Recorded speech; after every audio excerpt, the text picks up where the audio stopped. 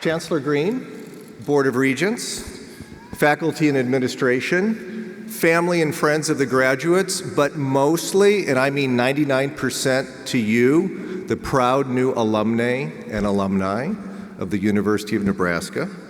Thank you so much, and I salute you for asking me to speak to you on this milestone day. Most of you have worked very hard to achieve what only a tiny minority of earthlings have been able to do, which is graduate from a university. All of you have won what Warren Buffett calls the great birth lottery. And I hope you feel proud and, as we were saying, grateful, appreciative. A few months ago, when Chancellor Green invited me to give this address, I decided to seize the opportunity to compose a legendary speech that would put your entire lives in perspective and go down in history as one of the greatest commencement speeches ever given, right alongside those of Winston Churchill, Steve Jobs, Kurt Vonnegut, and Barack Obama. So last night in Omaha, when I got home from Cantina Laredo's happy hour, and I actually sat down to write, I recommend the ginger mint mangarito, by the way, especially if Stacy or Chad is working. I went online and I skimmed through a number of those classic speeches, and here's what I found. Basic components of a commencement speech. Number one, a story of personal struggle and overcoming the odds that segues to number two, an inspiring and motivating talk about taking chances in life, following your dreams, and doing what you love. Number three, a mention of contemporary society that tries to be political without being too political, as a call for you to take your place as an educated citizen with moral and spiritual values. And I'm going to add a fourth section as well, a brief discussion of why simply being from Nebraska guarantees your success in life. Now don't worry, they told me to keep it short and I've got it well under 2 hours. I'm guessing Chancellor Green asked me to speak because I am a Nebraskan who has achieved success in a public, some would say even glamorous, art form. But my success, such as it is, was far from overnight.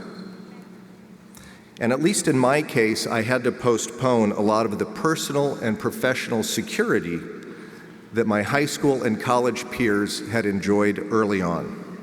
I lived like a student until I was 38, didn't marry until later, didn't have kids until just recently, never made much money until I was after 40. So I'll tell my story, but it's just my story. You have yours. I'm the grandson of immigrants. My father's father arrived in Nebraska 3 years after an anti-Greek riot, if you can believe it, hit South Omaha in 1909. And so Nikolaos Spiros Papadopoulos Americanized his name to Nick Payne. He married a girl from Wahoo, herself the daughter of German immigrants, and he, later together with my father, ran a 24-hour restaurant in downtown Omaha for 50 years. Both of my parents were the first ever to attend college. Me, I grew up in Dundee, went to Creighton Prep, later to Stanford and UCLA. Oh, I did do summer school here in Lincoln, by the way.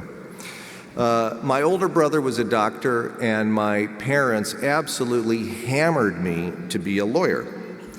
But I had been movie crazy since I was a little kid, and it was all I could think about. So as a senior in college, I applied to film school, my thought being that even if I sucked at it, at least I could go to my grave knowing I had tried it. I needed to see whether my love of watching movies would translate into enjoying making them, and also whether I had any talent at it. I'd never made a movie.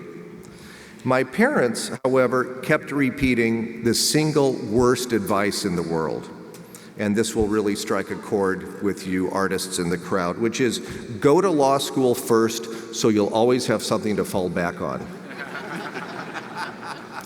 In fact, the opposite is true. Do what you want to do first, because you can always fall back on going to law school. These years right now, when you're 21, 22, 23, 24, are the precious years when you're done with school and can get out of the world and try any damn thing you want. The word risk should not be a part of your vocabulary, nor should the words failure, success, or practical. The most important words for you now are interesting and fun. The realities of life are going to hit you like a ton of bricks soon enough, and once you get on that train of family, house, job, responsibilities, you realize you can never get these precious years back. And if there's something you want to try more than anything in the world right now, this is the time. The worst thing in the world is to die with regrets, and you can start troubleshooting that now.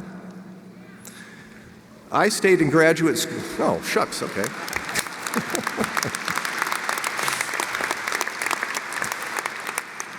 I stayed in graduate school until I was 29. And then it took me 5 more years until I directed my first feature film. I made so little money on that movie that I had to borrow money from my dad to pay my taxes. And as I said before, I lived like a student until I was 38, never paid more than $700 a month rent, remained an aspiring director, and my father never stopped offering to send me to law school. Of course, as soon as I got my first Oscar nomination, it all changed to my son, the director. Now, a lot of you will have pressure both from family and from within to find financial security and job stability as soon as possible. And many of you with genuine financial need feel that pressure doubly, and I understand it. But I still suggest that you can figure out how to do it your way. I repeat, my story is unique to me. But what's not unique to me is something that I both observed in others and learned from my own experience, which is that most of the time, nothing in life is quite as hard as they tell you it is. You just have to stick with it. The world is both encouraging and even a little disappointing in how easily it clears a path for people who use their elbows. My road was long, but I felt lucky in that I knew exactly what I wanted to do. But as Kurt Vonnegut said in his commencement speech, don't feel guilty if you don't know what you want to do with your life. The most interesting people I know didn't know at 22 what they wanted to do with their lives, and some of the most interesting 40-year-olds I know still don't. Here's the Nebraska part. Here's the big secret, which isn't so secret. You will go farther in life and get there quicker precisely because you're from Nebraska. And if you're not from Nebraska but only went to school here, you qualify too, because you get it. I kid you not. Conspiracy theorists tell us that secret cabals actually run the world and pull the strings, the Freemasons and the Illuminati and Skull and Bones and the deep state. But as it always does, the truth hides in plain sight. It's actually us, the Cornhuskers.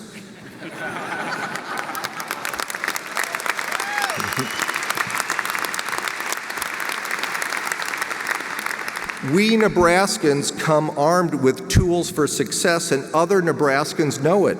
I'm telling you right now, Nebraskans in New York or LA or Chicago or Seattle or Paris or Shanghai or wherever will hire you as soon as they know you're from Nebraska. They know what they're going to get. Someone who's honest, a straight shooter, on time, has a good work ethic, a sense of humor, knows what a runza is, and is generally pleasant to be around. Just in my own field, entertainment and the arts, often when I tell people on the coasts where I'm from, they snicker and say, oh, geez, who's from Nebraska? And I say, I'm sorry, what part of Fred Astaire, Marlon Brando, Henry Fonda, Montgomery Clift, Johnny Carson, Dick Cavett, Willa Cather, Mary Sandoz, Harold Lloyd, Daryl F. Zanuck, Hillary Swank, Ed Ruscha, Connor Oberst, Gabrielle Union, Nick Nolte, Marg Helgenberger, Ted Kuzert, I don't know, geez, let's see, maybe Warren Buffett, don't you understand?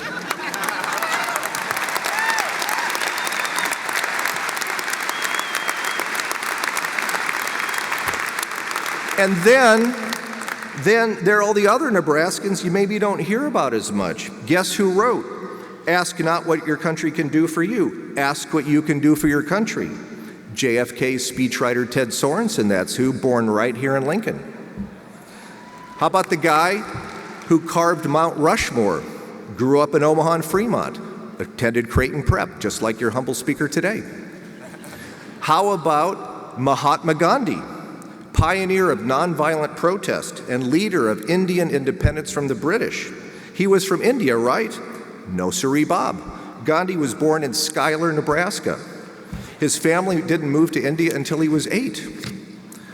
Mother Teresa, founder of the Missionaries of Charity and inspiration to the world. Hell, she's going to be a saint one day. She was born on a farm just outside Waverly, Nebraska, not too far from here, just up Highway 6. Her family moved to Europe when she finished studies at her little one-room schoolhouse. We all know Malcolm X was born Malcolm Little in Omaha. But what about Martin Luther King? Surely Dr. King couldn't also be a Cornhusker? Well, ho, ho, ho, think again. North Platte, Nebraska. The King house was right across the park from Buffalo Bill's place. His dad got transferred to Atlanta when he was about 8. Of course, he wasn't a doctor yet. And one last one, and this one will really surprise you. Jesus Christ. Super famous Jewish guy, Lord and Savior to many. Jesus Christ, born, by the way, 2,018 years ago, this same year that you're graduating. That's pretty wild. Okay, no. Jesus was not from Nebraska. There wasn't a Nebraska yet. But if you took a big shish kebab skewer and pushed it right through Bethlehem in the Holy Land and directly through the center of the earth, you know where it would come out? Even accounting for continental drift, Cherry County, Nebraska. Smack dab between Valentine and Merriman. These women and men from Nebraska changed the course of history, and so can each of you. And even if you don't aspire to change history, most of us don't, I repeat that you can get where you want to go farther and faster simply by being a Nebraskan. Use it, don't tell anyone, it's a secret.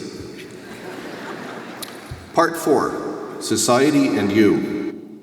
Okay, it's a pretty wild time out there, and I'm saying the obvious. The political scene seems divided not between right and left, but between crazy and non-crazy.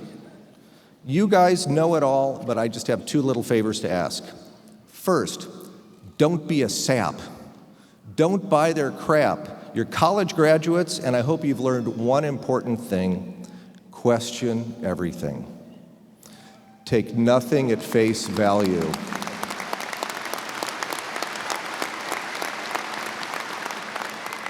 See through propaganda. And I don't mean that ridiculous fake news post-truth, there are no facts, non-thinking way, which is itself propaganda. I mean actually looking, examining, and thinking.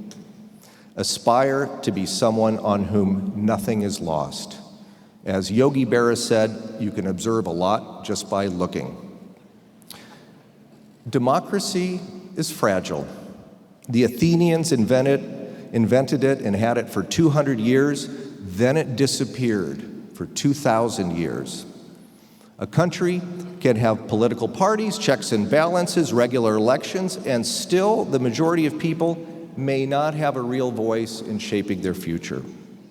A democracy works only if we remain informed, educated, and involved. The second little favor I want to ask you is to remain mindful of something. Whether you're conservative or liberal, doesn't matter. And you've heard it before. This is nothing new. But just remember that, please remember that the enormous influence of corporations and the wealthy on our politicians and on our government policy. Are we a government of the people, all the people, or a government of the wealthy? Okay. The gap between rich and poor gets bigger. Politicians, all of them, they run constantly, I'm an outsider. They promising to drain the swamp and restore the voice of the people, only to take office and kiss the feet of the rich, the corporations, the wealthy donors, the military-industrial complex. Just keep this in mind. And please remember that the question is not whether our country should be more conservative or more liberal. Everybody's here to stay. What we need are better conservatives and better liberals.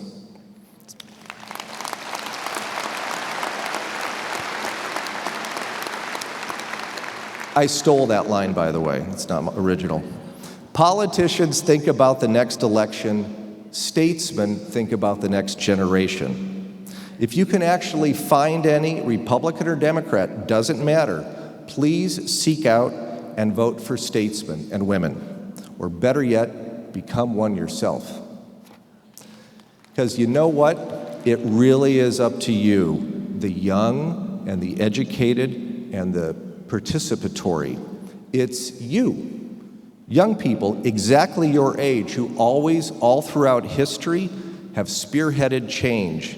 They did it in 1848, that's for you history majors, and in 1968, and now, just one example, the teenagers in Florida and their mushrooming movement. It's young people like you who look at the world they're about to enter and say, WTF. It's you who must say to politicians, we don't work for you, you work for us, and you know what? You suck, and we can do better.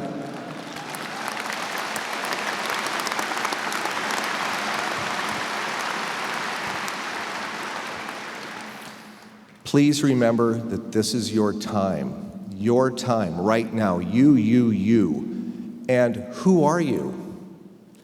And who are all of us? We are Nebraskans. We are sane. We are fair-minded. We value integrity and honesty. We are humble. In fact, we're very proud of how humble we are. We put ourselves into other person's shoes. We do not judge our fellow citizens by class or race, but by character. We like to be friendly and helpful. And if I can tie this whole talk up, and thanks for indulging me, in one little phrase, if you can find a way to be true to yourself, your deepest self, you automatically are part of a better society. So that's it. Have fun. Life is really short, so have a lot of fun. Work hard, play hard, buy low, sell high. The way you do anything is the way you do everything. The love you take is equal to the love you make. Don't die with regrets. You'll regret it. P.S. Go Scott Frost. Go Scott Frost.